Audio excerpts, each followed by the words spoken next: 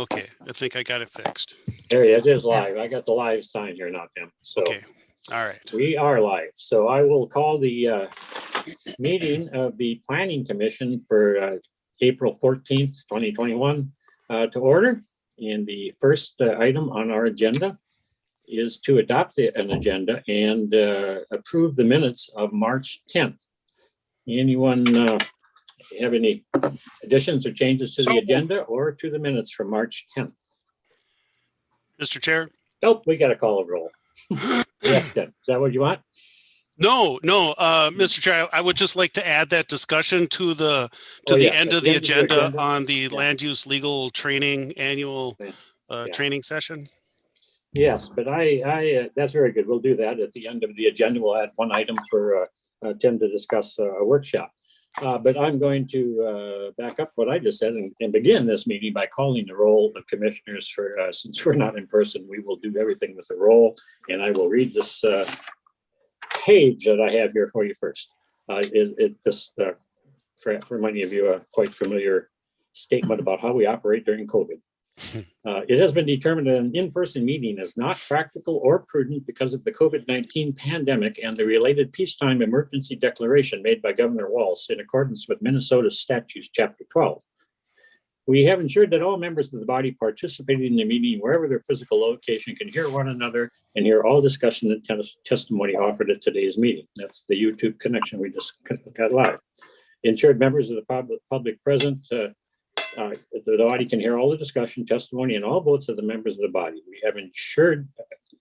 have urged the public not to attend the meeting in person because of the COVID-19 pandemic and have ensured that members of the public can view and monitor the meeting remotely in real time by broadcasting the meeting on the Cook County website. All votes will be conducted by roll call, so each member's vote on each issue will be identified and recorded. Now we will begin our regular meeting, and again, I would be open to any. You got one change to the agenda from Tim. Any others, or if anyone is ready to make a motion on the minutes of our last meeting? I will move that we approve the minutes and the agenda. Second. The second was John. Yes. Yes, all right. We have a motion by Judy, a second by John. Any discussion? Okay, hearing none, I'm going to call the roll. Adam Treifel is not here. I do believe something from last month he said there was going to be an issue, so I think he understands. Commissioner Hindegar? Aye. Commissioner Machenbacher? Present. Aye. All right. I'll vote aye myself.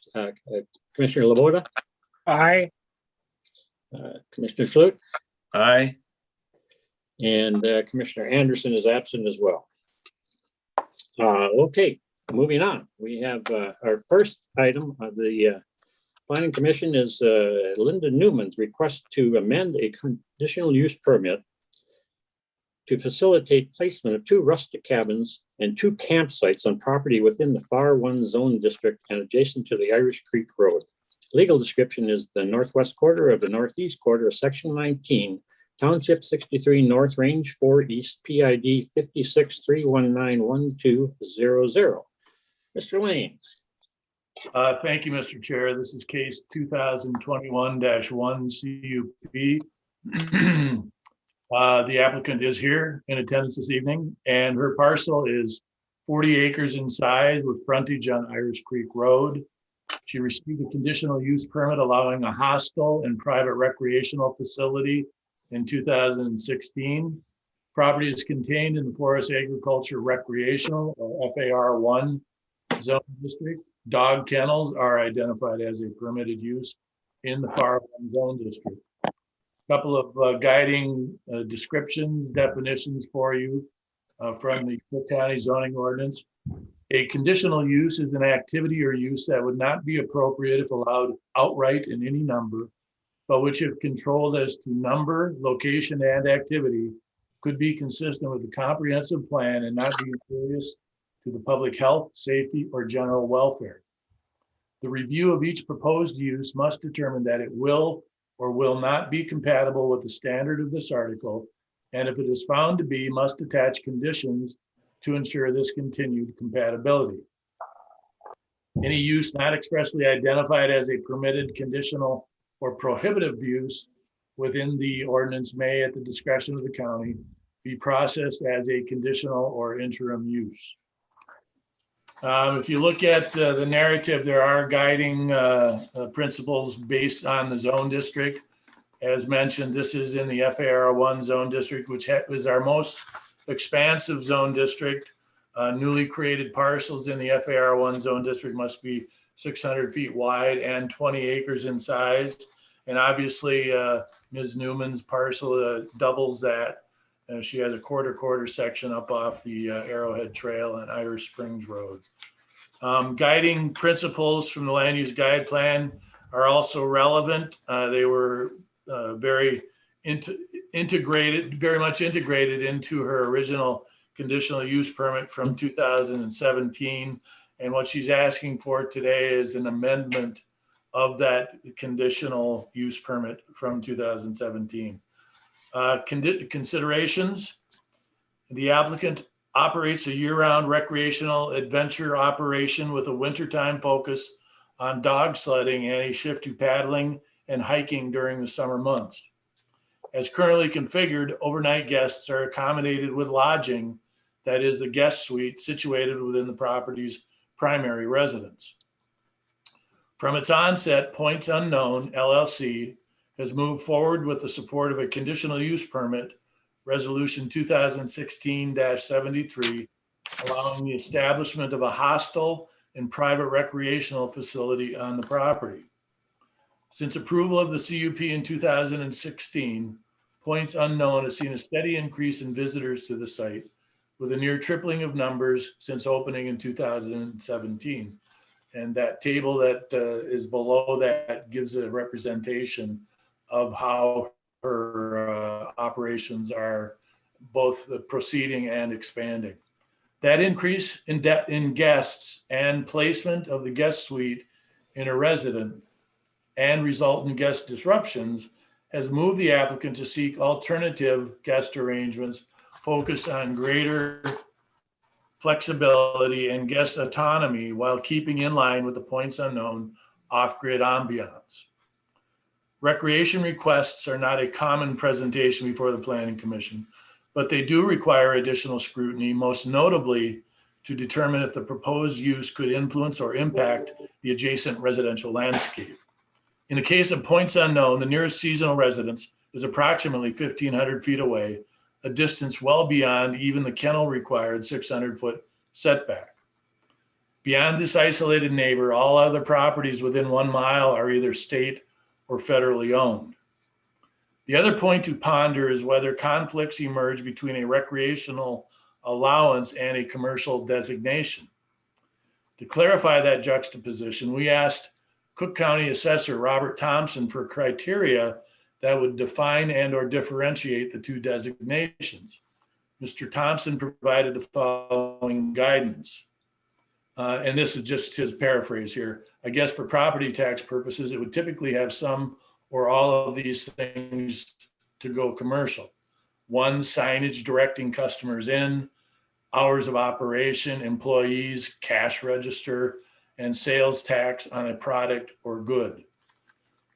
Given permit condition and Point Unknown's infrastructure limitations, it seems unlikely there would be a transition of the property to the commercial activities, making the CUP and amendments thereof the adequate guiding documents for the property.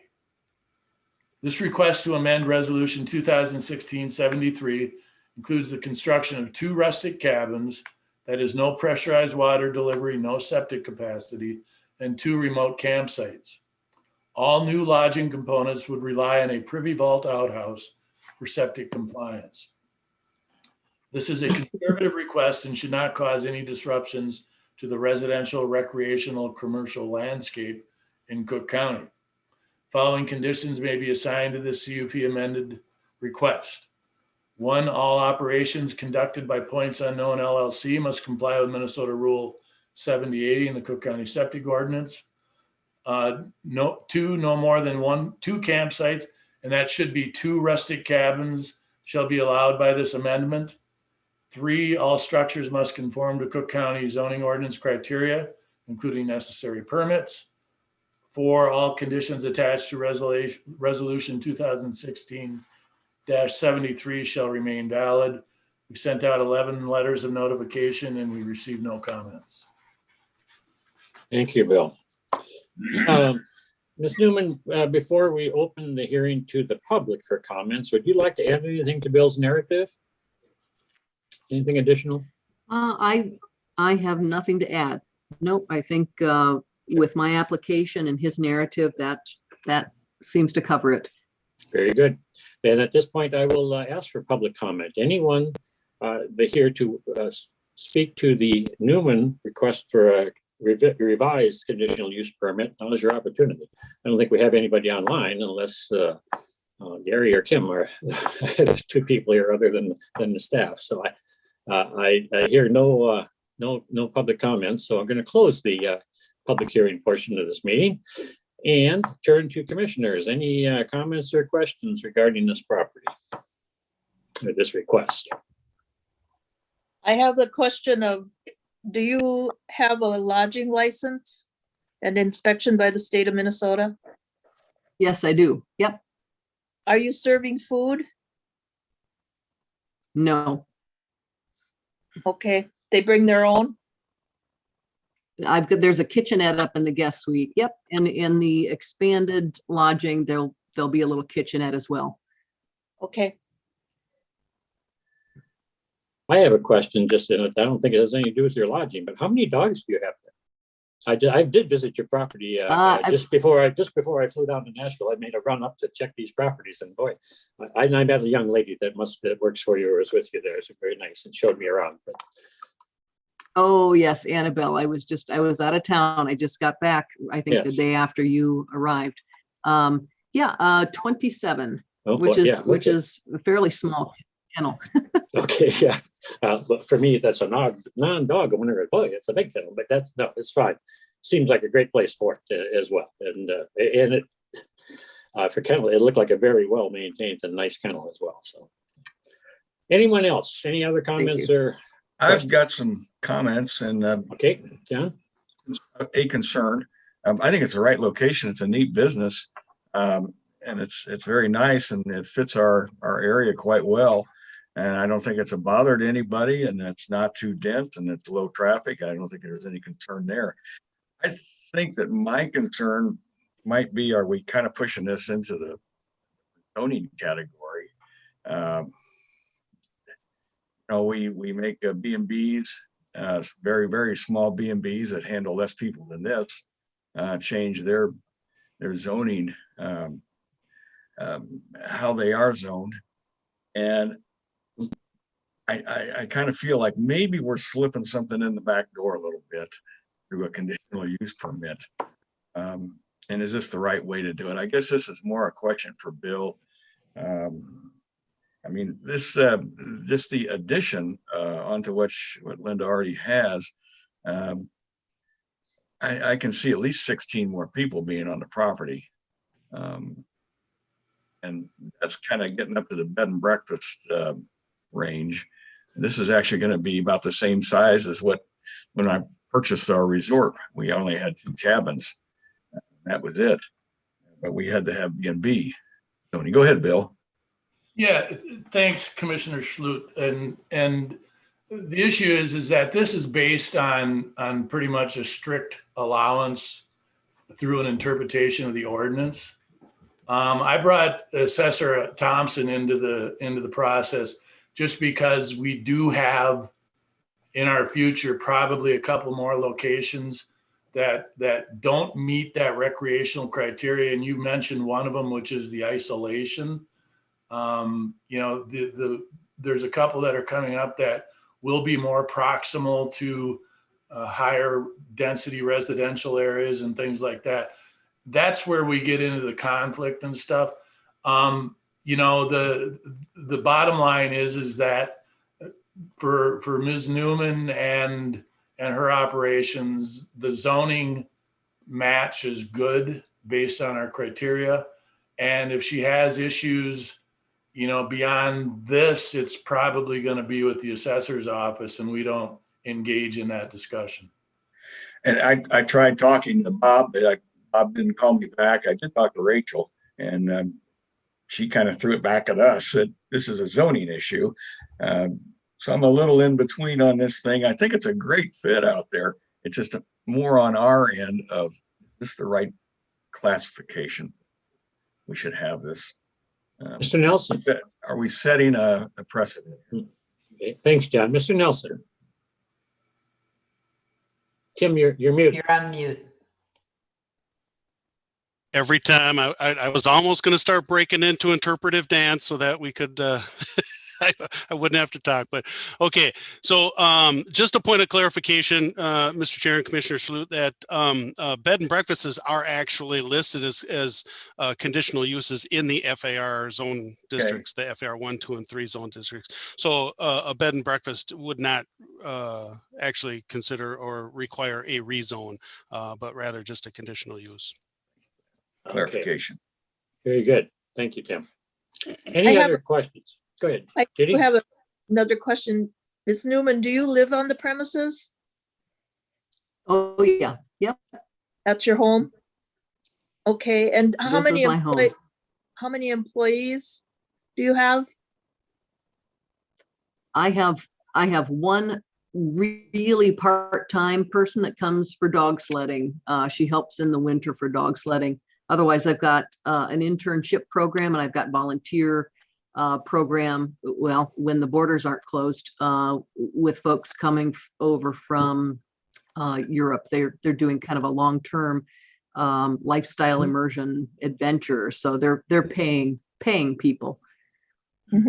Okay, thank you. Thank you. I have one Anything other else? question. One other question John. for Ms. Newman would be, how do you supply water to the guests?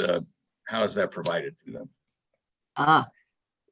Well, the guest suite in the house, I've got running water. I've got a well, I've got a septic, and so currently it's just from the house. But what I plan to do with the cabins is I'm just going to bring, I'm going to have countertops, I'm going to have a bucket underneath, and I'm going to bring fresh water in when they come, and that's what they're going to use. Otherwise, there'll be the pit toilet for the septic part. Thank you. Thank you. Sure. Anyone else? Anyone, go ahead, Charlie?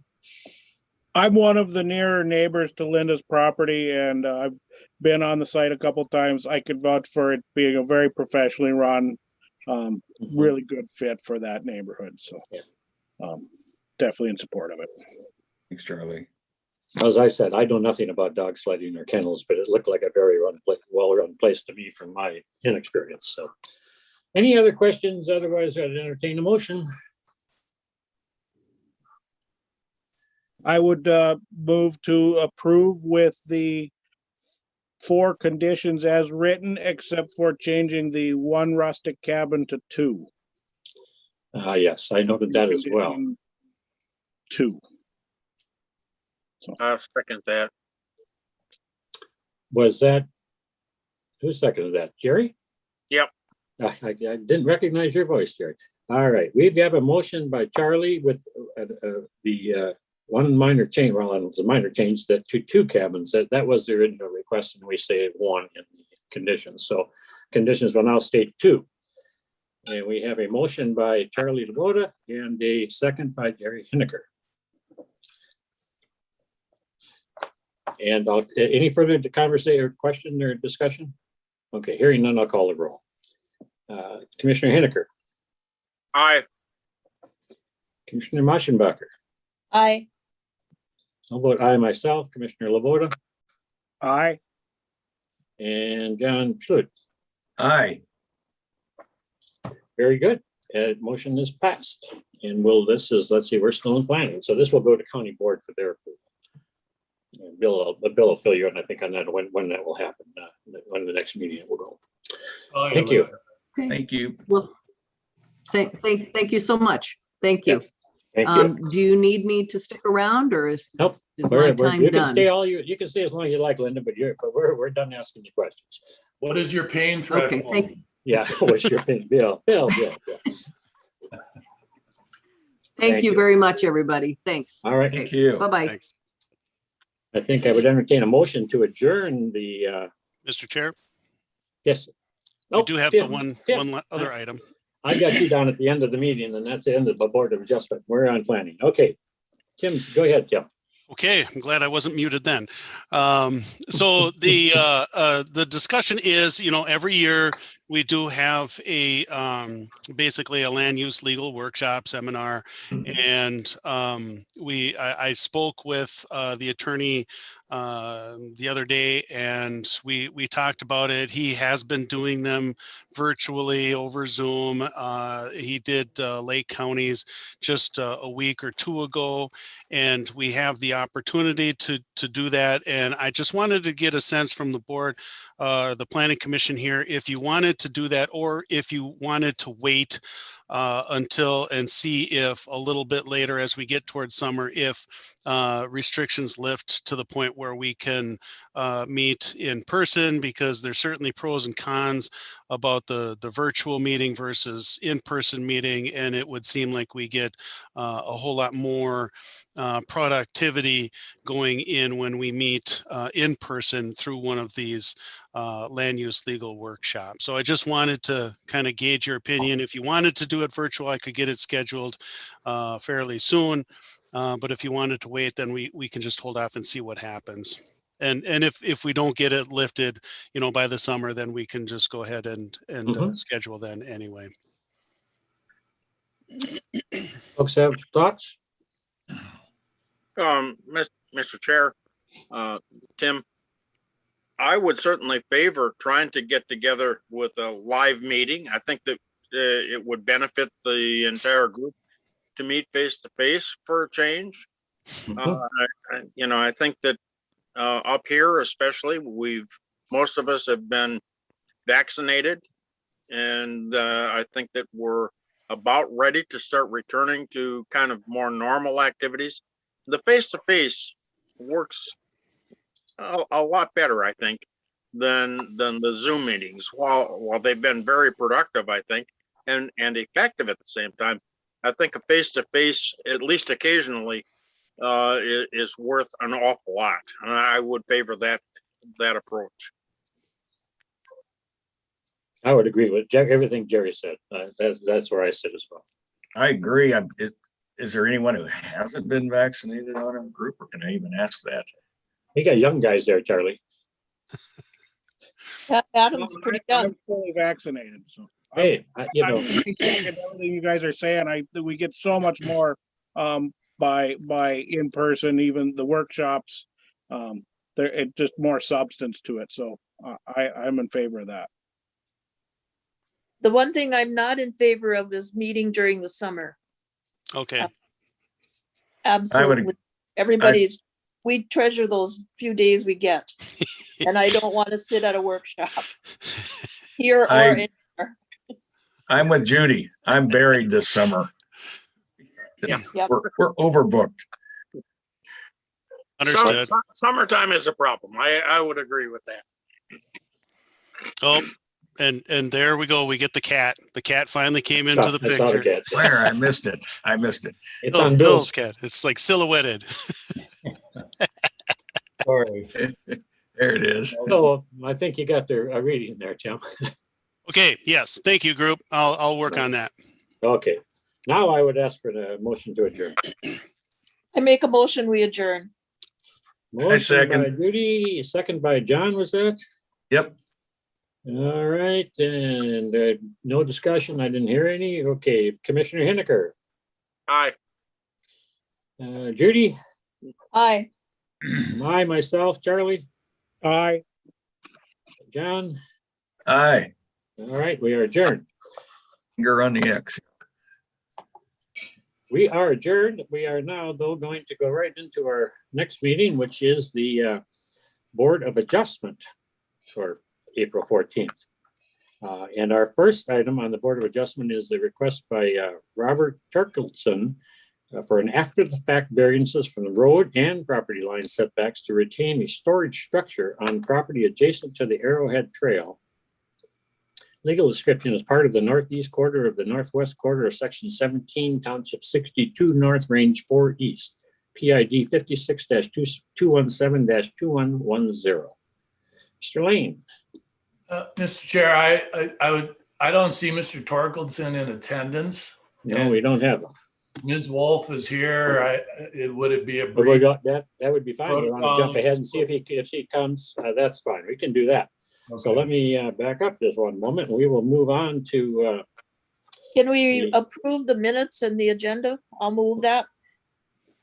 Sure, you're right. Let's do that. I don't have the agenda. I'm struggling to keep my agenda in front of me in this hotel room I'm in. I'll So second that. all right, let's do that. Let's have a motion to approve the agenda and the minutes of our March 10th meeting. I'll second that, Mr. Chair. All right, we've got Judy, we got Jerry seconding, and Commissioner Henniker. Aye. Aye. And Judy. Aye. Aye. I myself, Commissioner Lavorda, Aye. and John's. We're on to Board of Adjustment. Not John's not here on that one. All right. Now we'll go back and start with our second item on our agenda. We'll jump down to the request by Tony Ross and Kim Wolf for variances from the shoreline and private road setbacks to construct a garage and to modify a dwelling on property adjacent to Tate Lake. Legal description is lot 21 of block 1, legendary Lutzen Tate Lake sites. Parcel ID 27-340-1210. Now, Mr. Lane. Thank you, Mr. Chair. This is case 2021-8V. Mr. Ross and Ms. Wolf are in attendance this evening, and their property was created as part of the legendary Lutzen Tate Lake site plat in 1978 and was purchased by the applicants in 2018. Parcel includes approximately 1.45 acres with 330 feet of shoreline on Tate Lake.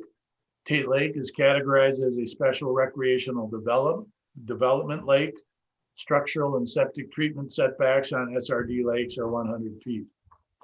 Purpose and intent: an ordinance establishing comprehensive zoning regulations for that portion of Cook County, Minnesota, outside the incorporated limits of municipalities in accordance with the provisions of Minnesota statutes, Chapter 394 and 105.485, and all acts amendatory thereof, to promote the health, safety, morals, and general welfare of the inhabitants by dividing the county into zones and regulating therein the uses of land and the placement of all structures with a view to encouraging the most appropriate use of the land in the county and to recognize and preserve the economic and natural environmental values of all lands within the county.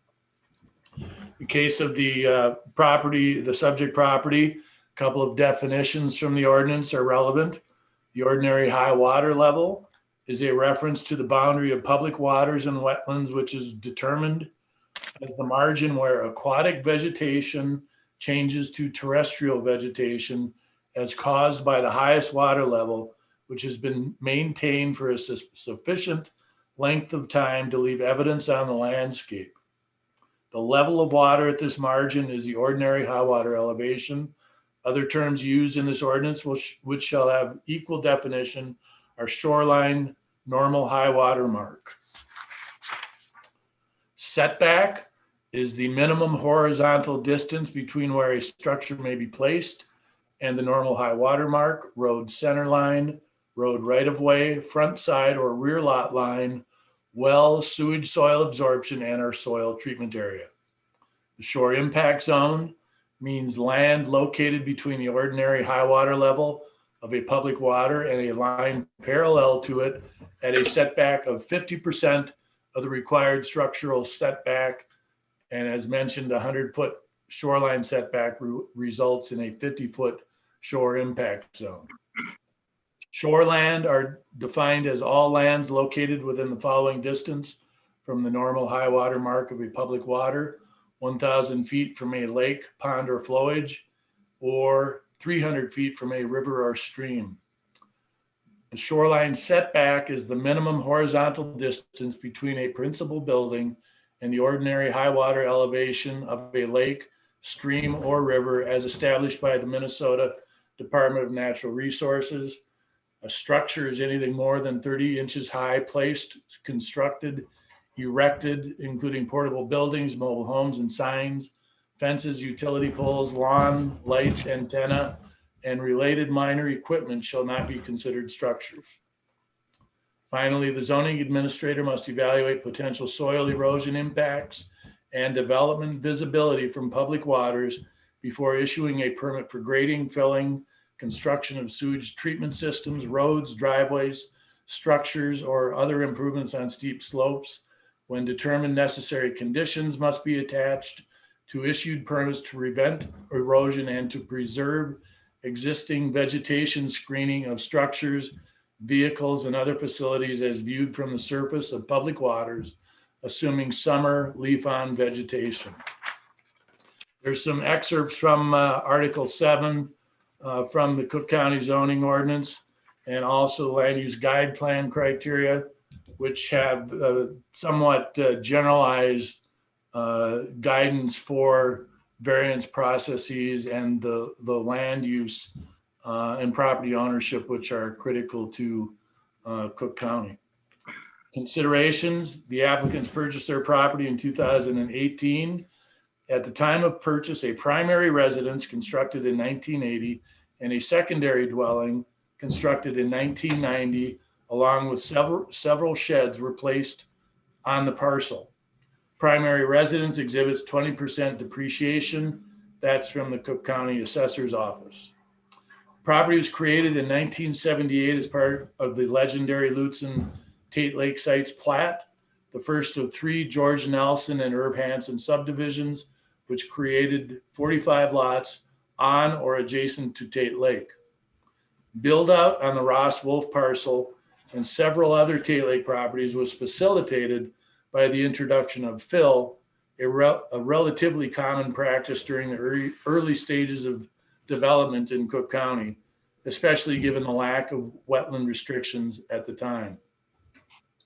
The Ross Wolf property is heavily vegetated and dominated by older conifer species, primarily spruce and cedar, and wetland resources. The mound-type septic system was inspected in 2020 and is compliant with all applicable county and state guidance.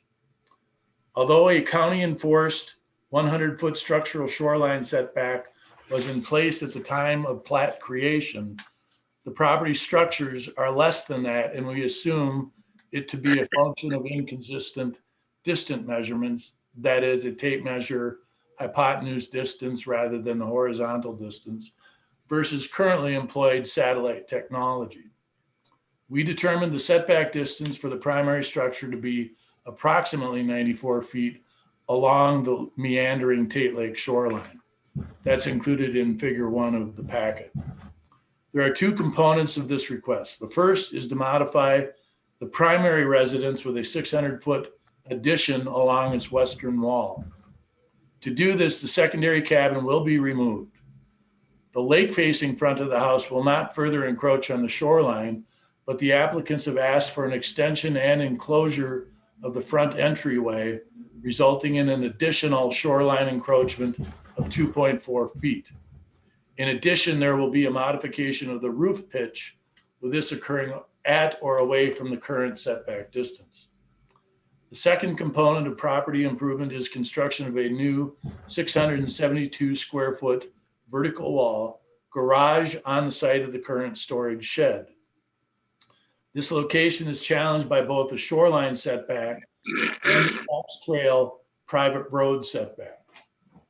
Following conversations with Land Services, the applicants have significantly adjusted their original plans, and the garage's proposed shoreline setback has been increased from 75 feet to 93 feet.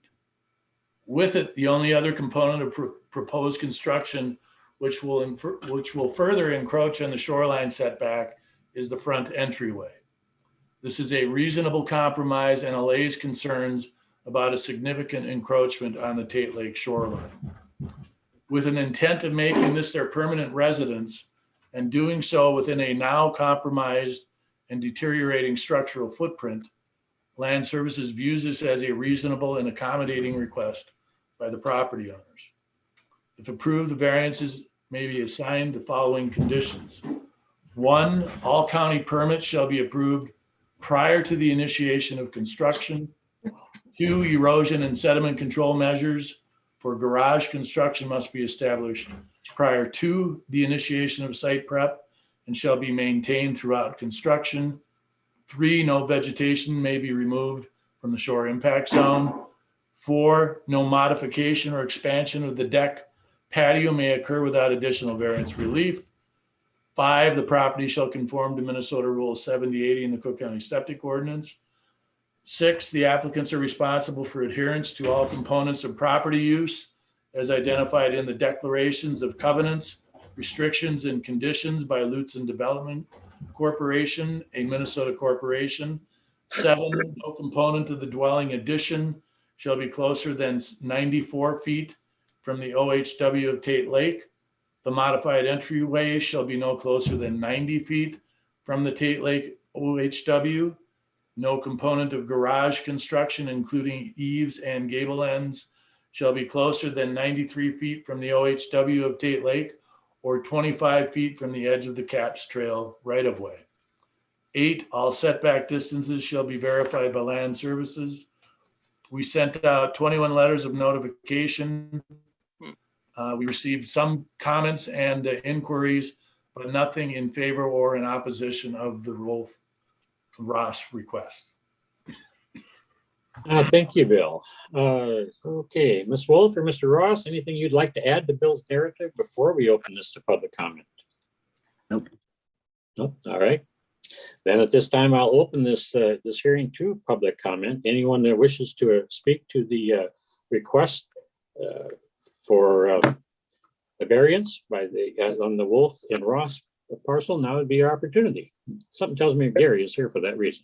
Yes, I am. I'm here to make a few comments. First of all, I'd like to say that I'm neutral to this request for a variance. I'm neither for it nor against it, especially since they moved the original request back from a variance of 25 feet to now for the garage to a variance of 7 feet.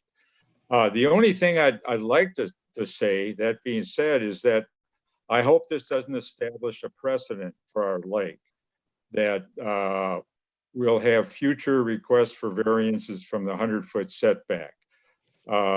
Sometimes you can end up with a slippery slope. It's 7 feet this time, next time it's 10 feet, then it's 15 feet, so on and so forth.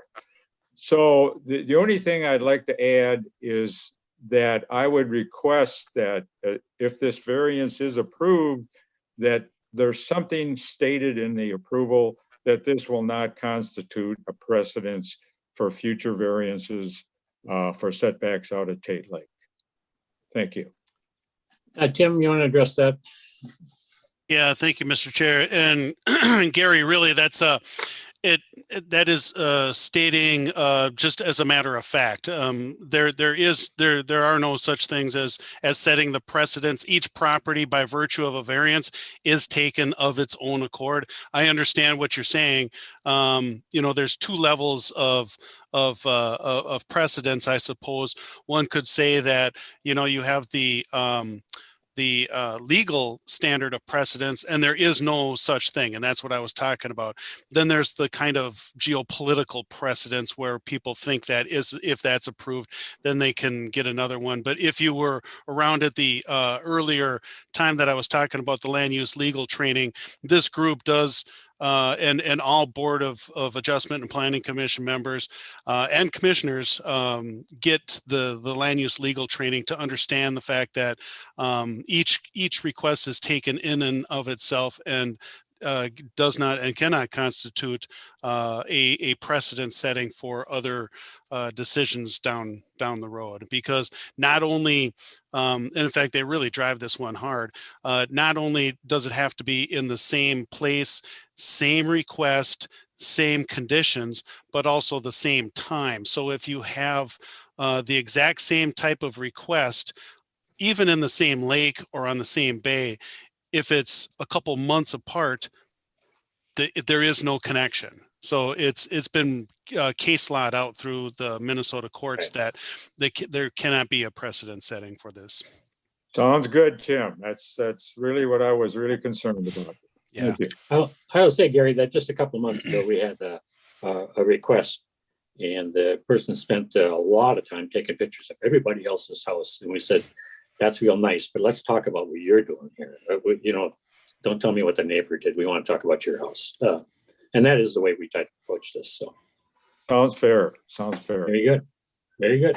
Anyone else that would like to speak to this? Seeing that there's no one else on my screen, I think you're the last one, Gary. Anything else, Gary? Did I cut you off? No I didn't mean problem. to cut you off. Okay, thank you. Commissioners, any comments or questions? Yes, Mr. Chair. I'd like to reinforce what Tim said. I'm probably the longest serving commissioner on the Board of Adjustment. You know, all the time I've been here, one thing has been absolutely impressed and ingrained in my mind is that no case is ever considered a precedent for any other case. And if you look at some of my judgments in the past, you'd see I don't really rely on any kind of precedent. It is a case-by-case decision, and it is based on the merits of that particular case entirely. I mean, there's simply no other approach that we can, as commissioners, take to this. So no, I think that the concern, while legitimate in the case of the applicant, is not legitimate in the case of the way the commission applies its decisions. Very good. Anyone else, any other commissioners, you have thoughts or concerns about this request? I have a question. I know the homeowner association on Tate Lake is very stringent. And does, after approval, if the variance is approved, does it then go to the homeowner association to approve? You want me to answer that? Yes. So I have already sent the original application to our architectural review committee for the Tate Lake Association and let them know that we're applying for the variance. And so after we receive the variance, if we grant it, then I submit the plan. So the plan has changed, moving the garage farther back. So I'll submit that now to the ARC for their approval. So we can't do anything until they approve it. Correct. Okay, thank you. The other question I have is the shed leaving the property or is it being moved elsewhere? The shed that's on the survey where the garage is going to be is a wood shed, and we're going to move it elsewhere. We haven't Back. figured out exactly where, back further. Okay, so that wouldn't need a variance. No, No. it I'm- shouldn't. It's probably going to go on the other side of the driveway by where there's a new door going in. And the addition will not increase the need for a variance. The addition is behind the 100-foot setback. I think it's within a foot or two. I'm worried about the eaves that might, so I included it in our application and I talked to Bill about that. I think our eave might be 99 feet when it's done, but I'm not sure of those measurements until it's actually built. On paper, it's not going to. In reality, I think it's going to encroach a foot. Okay. And then I'm familiar with the lot and it's a difficult lot, and particularly to make it a year-round residence and a retirement home. And I think it's probably a good variance. Thank you. Thank you. I did visit the property early last week as well, and it looks, I appreciate the changes you made with staff to, it makes it a lot easier to pass this variance, folks. So I Yeah, think we it's a just good- have to cut down more trees, but I agree. Yeah. It makes it better, so that's okay. All right. Anyone else have any comments, questions? Motions? Motion to approve with the conditions stated. Motion to approve by Jerry. We have a second. I'll second that. Second by Charlie. Any further discussion? Hearing none, I'm going to call the roll. Jerry Aye. and Judy. I, I myself, Charlie, Aye. and it is passed. Your variance is approved.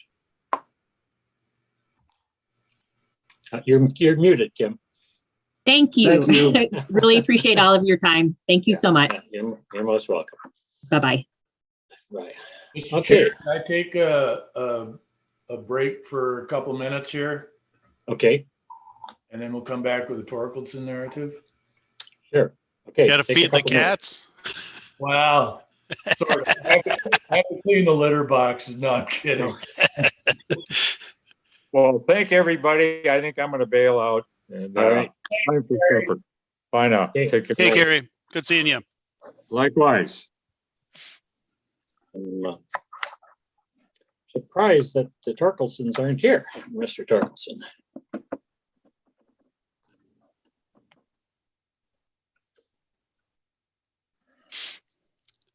It's a shame there isn't a way that I can sneak some catnip onto Bill's shoulder.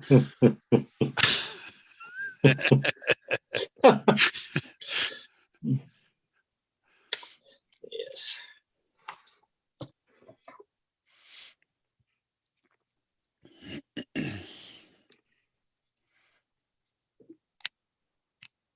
so looking towards next month, is the amount of conditional use requests and variances picking up? You know, that's a Bill question. I know Yeah. for a fact that our the land use permits, septic permits, grading and fill permits are all way up. Yeah. We're Yeah. very, very busy. The office is humming. And as a matter of fact, when I spoke with Christine and Neva down in Lake County, our counterparts, they're really hopping busy as well. In fact, they were suggesting or trying to feel us out to see if we can't, if they can't utilize Mitch Everson to do some possible septic inspections for them on the west, on their east side, our west side, across that, because he holds a senior or master inspector license, whereas they don't in Lake County. They don't have that, and so we're gonna talk a little bit about that. But everybody's been pretty busy, especially in our office with the permits. But Bill would be able to answer the question for next month's meeting. Mhm. How Yeah, busy are we gonna be, Bill? we've got couple of variances. We have a after the fact variance similar to the next request that we have on the agenda. We've got 2 gravel permits in the pipeline, one from the highway department, which is a refreshing change from them that they're actually going to ask for a permit.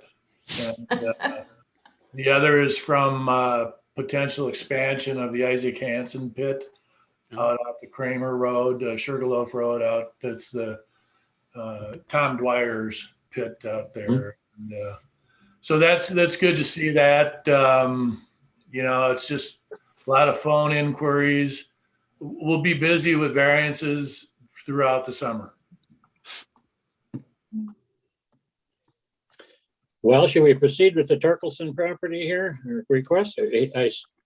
You haven't heard anything, Bill. He's not coming, I No, take it. no, and All right. he received the packet and all that, and he didn't indicate any curiosity. So,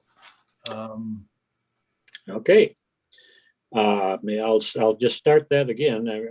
We'll reread for the record what we're doing here. The next item is Robert Torkelson's request for an after-the-fact variances from the road and property line setbacks to retain a storage structure on property adjacent to the Arrowhead Trail. Legal description is part of the northeast quarter of the northwest quarter of Section 17, Township 62 North, Range 4 East, PID 56-217-2110. Bill. thank you, Mr. Chair. This is case 2021-7V. The Torkelson property was purchased in 2019 and includes a half acre of land with 220 feet of frontage on the Arrowhead Trail.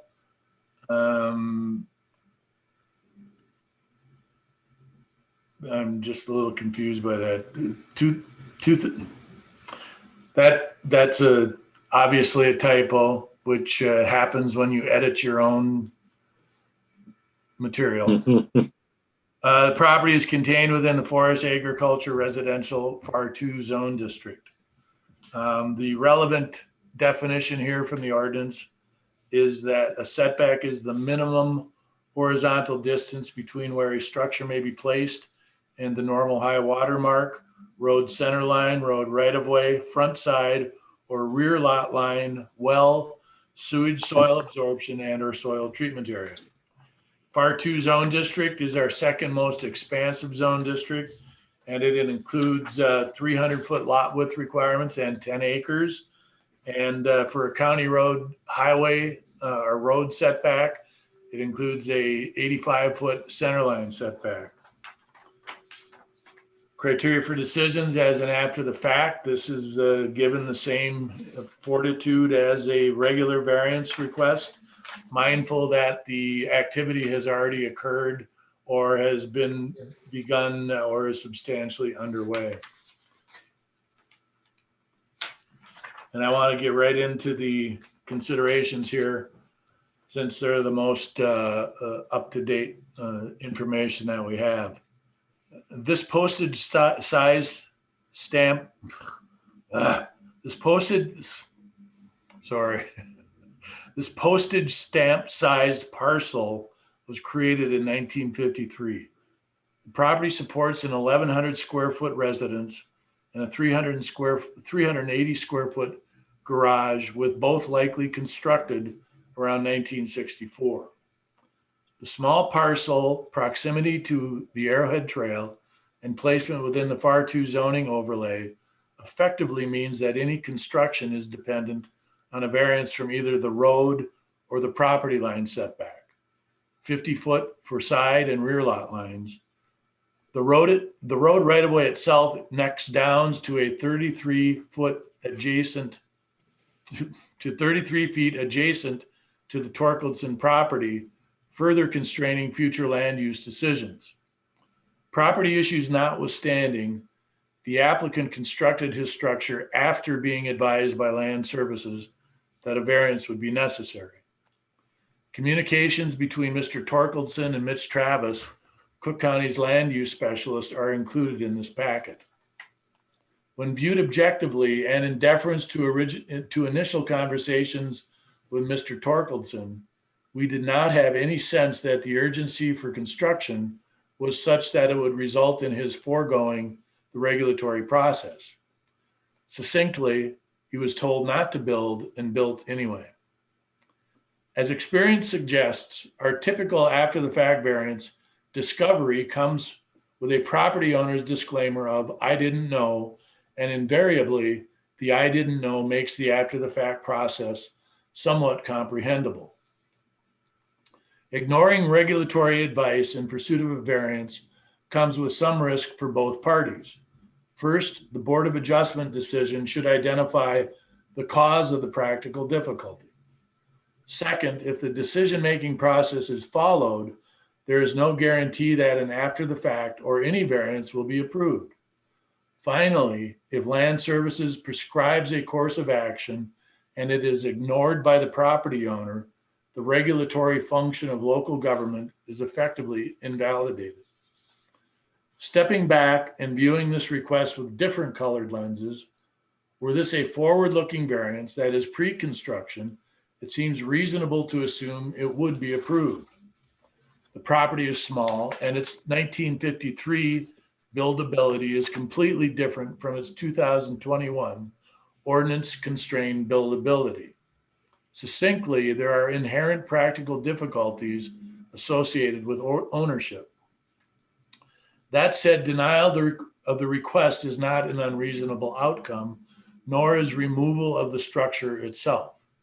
The process of a variance should be orderly and prescribed, and the practical difficulty represented by this variance request is wholly created by the applicant. If nothing else, removal of the shed would establish a regulatory fingerprint for other Cook County property owners who have challenged the county's permitting authority. following conditions may be appropriate for this variance. An after the fact land use permit with land use fee and after the fact fee shall be assessed to the property owner. 2, if removal is ordered, the structure shall be removed no later than May 15th, 2021. And 3, the property owner shall conform to Minnesota Rule 7080 and the Cook County Septic Ordinance. Sent out 11 letters of notification. Received one comment from an adjacent property owner who chose not to voice her favor or opposition to the request. And I also asked the Highway Department for some comments regarding the right-of-way and didn't receive them in time to include in the packet. Thank you, Bill. And we do not have our landowner here, so our property owner, so I guess, I don't know. Tim, what's the appropriate thing here? We're gonna have a public hearing without anyone? I'll open the public hearing then. Yes, Mr. Chair, it is a public hearing. This is being broadcast, so. Okay, yeah, that's right. Others are watching and not here. So at this point, we will ask for public comment on the Torkelson request for a variance. Anyone that wishes to speak to that now would be your opportunity. And we have no one online to do that, but if somebody gets in here quick, they could. And they're not. So I'm gonna close this, and we're gonna go to commissioners for your thoughts or comments.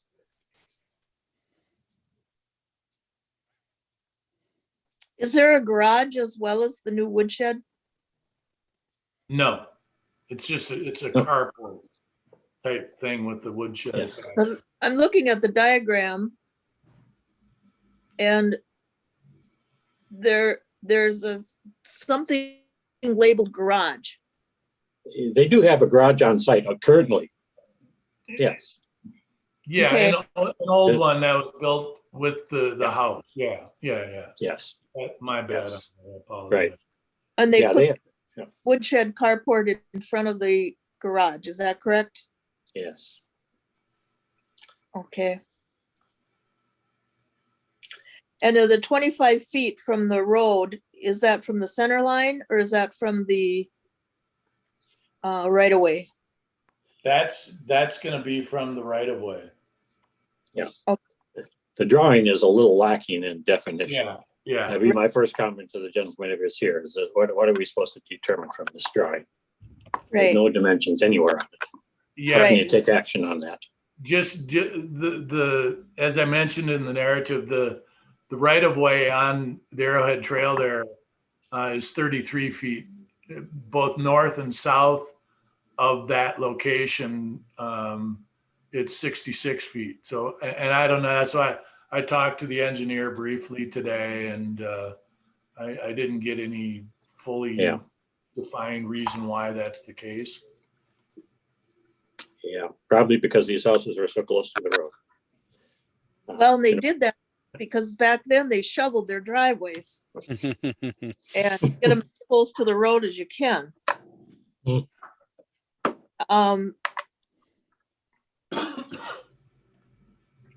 Maybe it looks based on, is it 220 feet of frontage? Yes. Okay.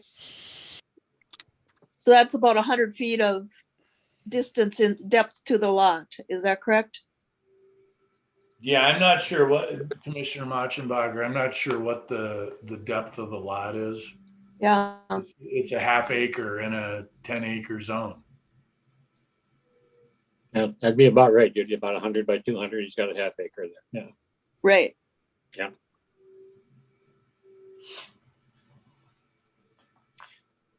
And is it 8 by 12, which is 96 square feet? It's 10 by 16, I believe. So that's 160 square feet, which is the size of the, maybe didn't count the open woodshed. That's probably it. It's very unclear. Yes, it is. When you read the size, and they're parking a car in it, and it sounds like it's a shed so small you couldn't possibly get a car in. So I'm confused there as well. Right. And is the property homesteaded? I'm not sure. I believe he's living there. I don't know if it qualifies as a homesteaded property. I would assume it does. Yeah. Mhm. I should have looked that up. I thought he would be here. Yeah. So did I. So, it looks like we could do a couple things, accept, deny, or wait till he can explain it more clearly. Yeah, I think that's I've right. got We a- take, I got Gary, a question for Tim or Oh. Bill. If we asked for this to be removed, could they, after they remove it, and could they come into compliance by reapplying for some other structure? Would they be able to do that after that is removed? Go ahead, Tim. Okay, yes, they can. As a matter of fact, there's a case law out in Minnesota that any current board cannot bind the hands of future boards. So if this board denies this request and orders a tear down of the structure, then yes, at some point in time that they would be able to reapply for a new structure there. Yes. Yeah, thank you for that. That's my definitely my biggest problem with this is just such blatant Yeah. disregard for the process. So Mr. Chair, perhaps you were uh, muted there. Go ahead, Jerry. I'd like to actually make a motion to table this and to inform the property owner that if he does not respond and come to the meeting and give us a more clear definition of what he's trying to do and what he's done, that we could deny in the future. But at this point, I'm not satisfied with the information we're receiving. And I think that it's not a good faith request at this point. So I would move to table this. I would second that. All right, we have a motion and a second to table this. Any further discussion? I would, I guess I would add that action tonight to remove this, and my previous question would say that they could come back with a more appropriate request and come back within the guidance of the ordinance. That, my opinion would be that that would be an appropriate action tonight, was to ask for removal. And then with that, Tim answering the question the way he did would allow them to come back with a real application. Okay, that at would this be a point, different motion. at this point, we've got a motion here to table and a second. So we either need to have a withdrawal of one of those, that motion, or we need to act on that motion. Bill? Mr. Chair, and Tim, this is a question for you because I seem to recall from the MCIT seminars and training and stuff that isn't there a time stamp attached to an ability to reapply for a denied variance? There is a 12-month period from the time of a denied variance for the exact same variance. So if it's modified, if it's changed, if it's moved in any particular direction, then it could be any time. But if it's the exact same variance, then they can reply in a 12-month period. Okay. Thanks. So folks, we can vote on this motion and either address this motion, pass it and table this. We could vote to not table it, and then we'd look for a secondary motion such as Charlie talked about. I guess I got a motion and a second. I either need to call for a vote if those motions are going to stand. I would stick with what we're doing, and if there's no response, I won't have difficulty denying it. I can support either say so. So, all right, I'm going to call the roll on the motion we have on the table, which is to table it until the next meeting and allow him to clarify his request, and we'll take action at that point. So I will ask Commissioner Henniker, Aye. Commissioner Maschenbacher, I, Commissioner Laborda, Aye. All right, and I'll vote aye as well. So we'll have a unanimous vote to table this until, and see if he can get it together. So at this point, I think, Tim? Well, I was just going to say, I think the direction, Bill, is pretty clear from the board that you can deliver to the property owner that what he really needs to supply with regards to information and everything. Otherwise, the board is leaning or tending to consider this a self-imposed practical difficulty as the basis for denying the request. Correct. Because I will say, I agree very much with what Charlie said as well. This blatant kind of an action, I can't approve of it, but we'll talk about it next month. And I think giving a second chance to appear, we are on Zoom and not everyone is savvy on Zoom. The links may not have worked and all that, so we'll give them another Absolutely. shot at it. I'll Great, call that's a good him point, tomorrow. Judy.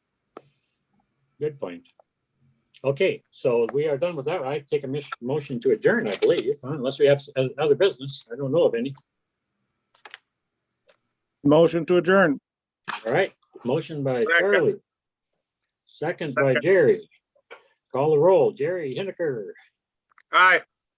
Judy, I I myself, and Charlie. Aye. Hey, folks, thank you very much. Thanks, Okay. everybody. Thank you. Good All night. right.